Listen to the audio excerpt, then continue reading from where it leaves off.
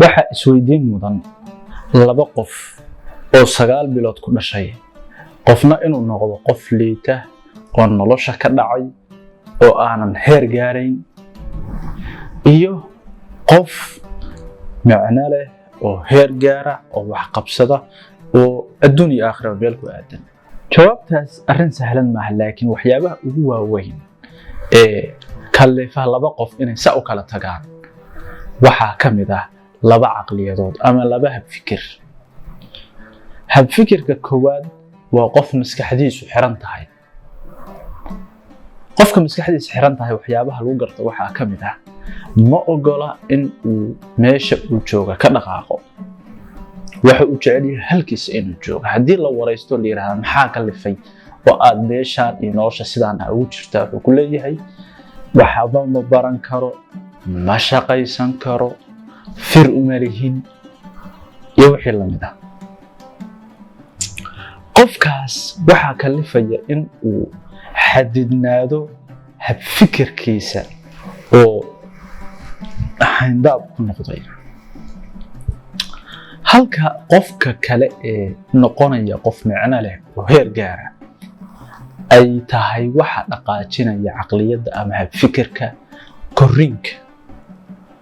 tusaale ahaan oo kale qofku marka uu dhasho ma hadli karo, ma istaagi karo, ma socon karo, laakiin korriinka nolosha ayaa wuxuu baraa inuu istaago, inuu hadaaqo, inuu hadlo, inuu socdo.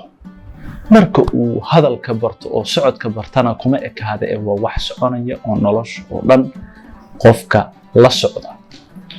markasta oo qofku uu caqligiisu yahay caqliyadda koraysa, wax walba oo nolosha ah oo soo waajaha wuxuu awood u yeeshaa in uu la qabsado, fahmo, dhex galo, kadibna ka guulaysto.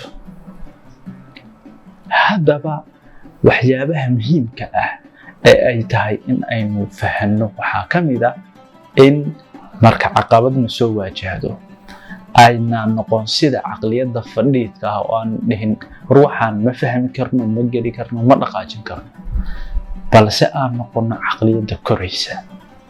in aanu isku tuurno, in aanu problemka ama dhibaatadaas ama marxaladda ama caqabadda aan waajahayno aan fahanno, aan dhex galno, aan dhuuxno, kadibna aan la jaan qaadno.